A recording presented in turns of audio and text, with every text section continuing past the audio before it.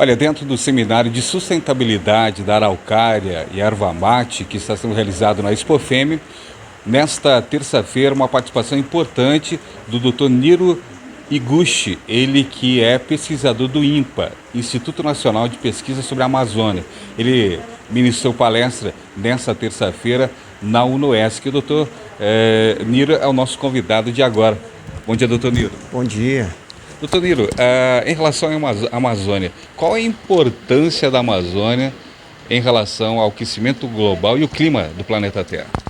Bem, a Amazônia ainda hoje é coberta em grande parte por floresta, né? E floresta composta de árvores. E árvores são plantas clorofiladas que, para sobreviver, para produzir madeira, ela sequestra, ela tira o CO2 da atmosfera e utilizando a energia solar e produz os seus vários, a madeira em si, né?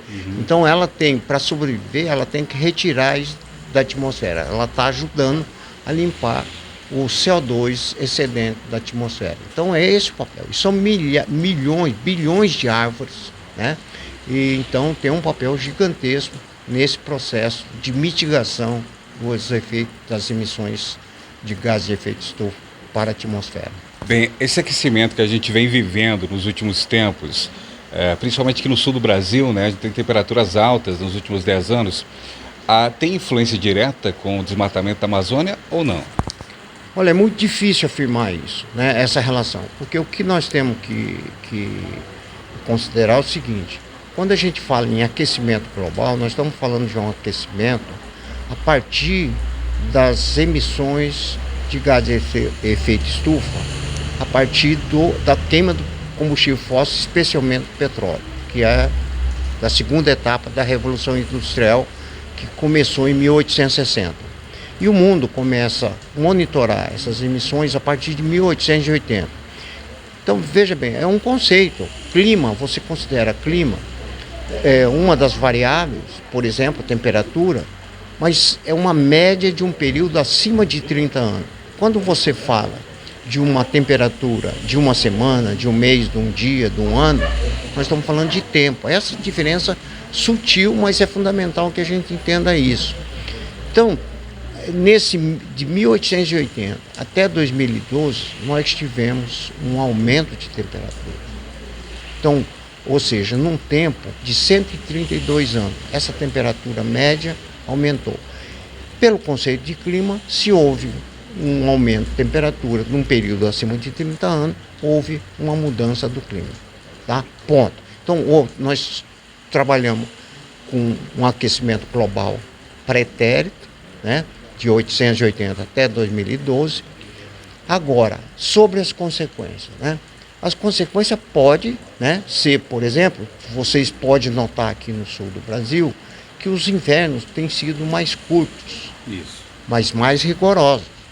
Né? Quando vem, tem anos que neva mais do que outro ano. As chuvas também têm sido mais curtas e mais rigorosas. Os verões também têm sido mais curtos, mais rigorosos. Então tem eventos, né, que começam a aparecer, né? No caso do tornado, a primeira vez que nós ouvimos falar de tornado foi em 2009, lá em Guaraciaba. Verdade. Né? E depois você vive uma sequência. Xanxerê já foi apanhado por 2 tornados. Né? Campos Novos, coisa que não existia antes. Agora, eu não estou afirmando que isso é consequência da mudança do clima no período de 1880 até 2012. Mas pode ser. Né? Esses invernos mais curtos, mais rigorosos, né? Se você, por exemplo, for com esses colonos aqui e perguntar, falar sobre as referências que eles tinham antigamente, né? Eles não têm mais essas referências tão claras. Ele fala, pô, agora esse ano eu não sei prever quanto que eu vou plantar, quando eu vou colher, porque eles estão perdendo essa referência, porque bagunçou. Quer dizer, essa mudança pretérita está causando essas mudanças que a gente ainda não tem bem enquadrado. Aí quando fala em desmatamento, é muito difícil você afirmar isso, né? Mesmo em relação à chuva. né? Então você vê que vocês estão vivendo um momento de muita chuva aqui. E essa chuva, né, não pode estar relacionada com o desmatamento, porque desmatamento, o pessoal anda falando que o desmatamento pode causar diminuição de chuva, e aqui tem aumentado em alguns momentos, né? A gente viveu um período longo de estiagem, né? Aqui no oeste de Santa Catarina, no sul do Brasil, e com muita chuva na Bahia e também em Minas Gerais, né? Aquela chuva que vem da Amazônia, inclusive. E agora um período de chuva intensa, desde de sexta-feira vem chovendo na cidade de Xanxerê.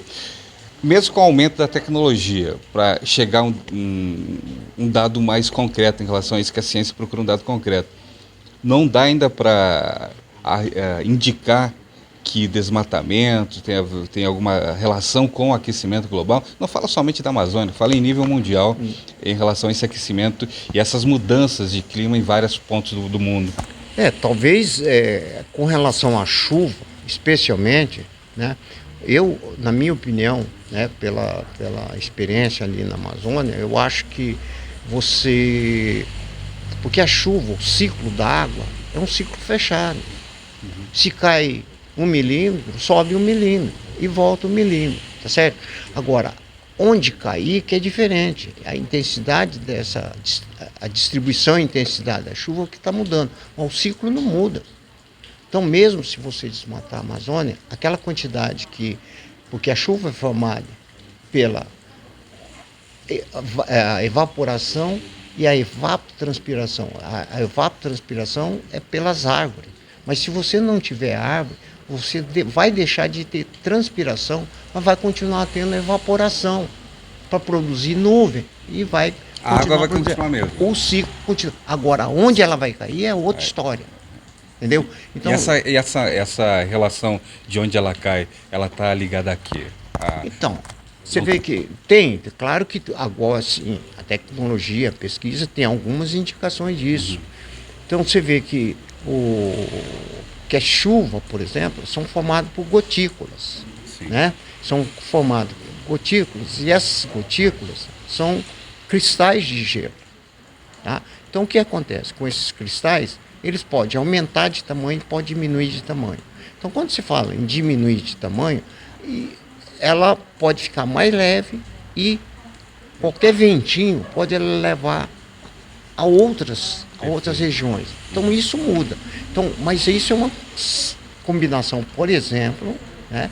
Você tem a própria planta, as próprias árvores, elas produzem compostos orgânicos voláteis.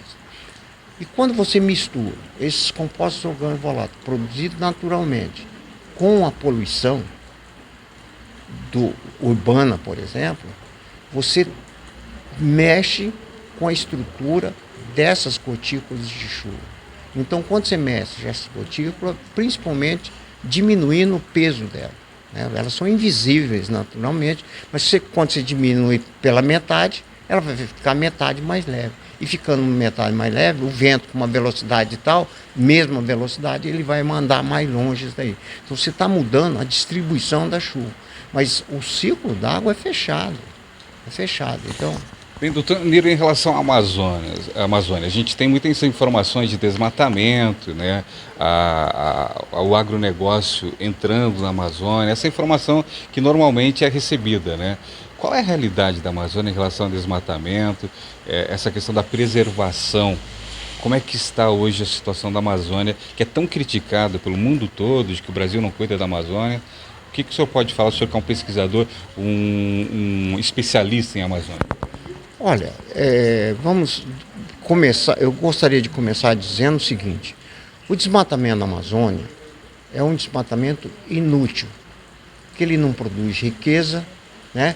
Não cria bem-estar para a população e, mais importante do que isso, está destruindo a biodiversidade da Amazônia, que na minha opinião, é a principal riqueza do Brasil, tá?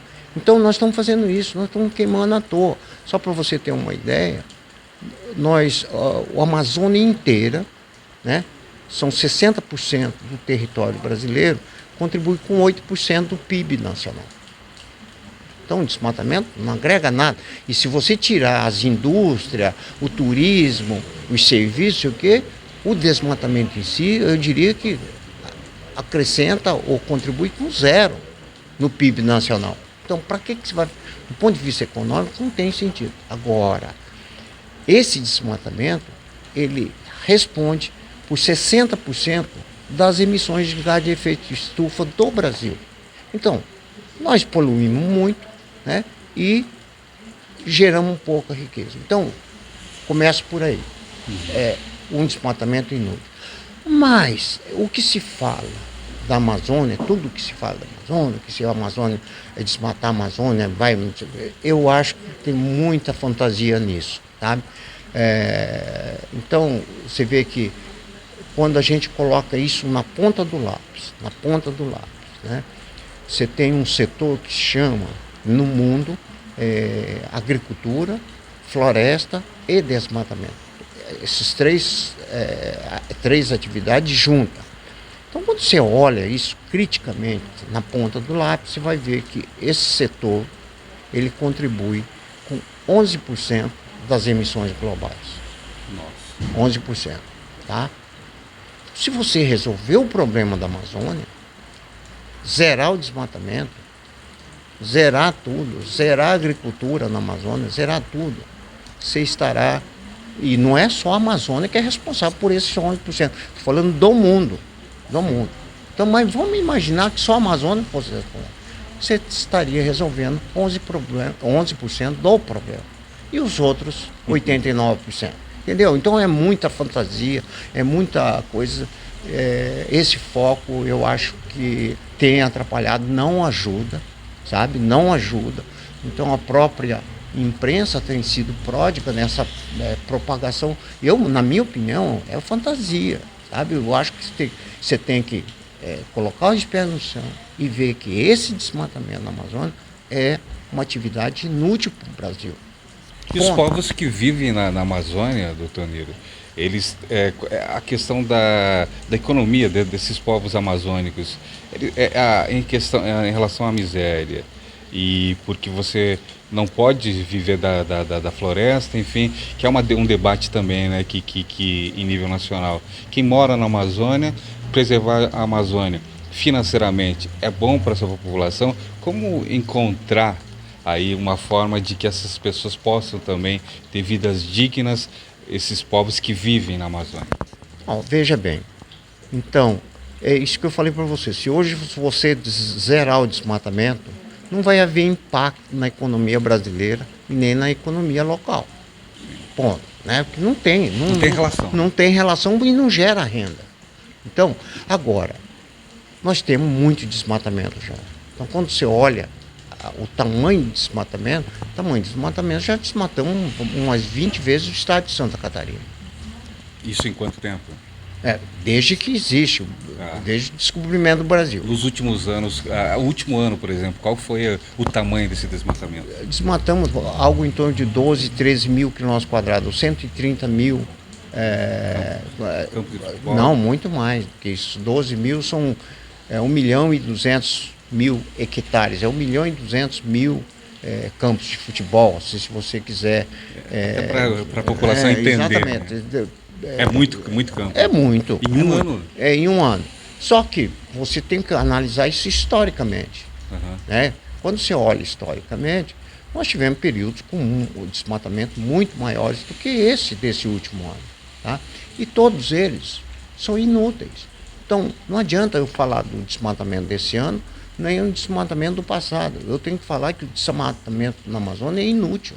Essa área desmatada, ela é utilizada para quê quando é desmatada? Então, é isso que eu estou falando. Qual o retorno disso? Mas o pessoal fala que é colocado gado em cima. Sim, tem pecuária, tem agricultura, alguma agricultura, mas se você olhar, colocar isso na ponta do lápis, a contribuição é pífia. É pífia. Entendeu? Então, eu acho que não é esse ponto. O ponto é o seguinte, que nós já temos desmatamento demais, né? E a floresta, do jeito que ela foi formada, ela é extremamente importante para a proteção da biodiversidade. Ponto. e a biodiversidade é a maior riqueza do Brasil. De qualquer país, né? De qualquer e país. E a da Amazônia é uma das maiores, se não for a maior do mundo, a biodiversidade, né? Com certeza, com certeza. Princesa, a rádio oficial dos shows da Expofem.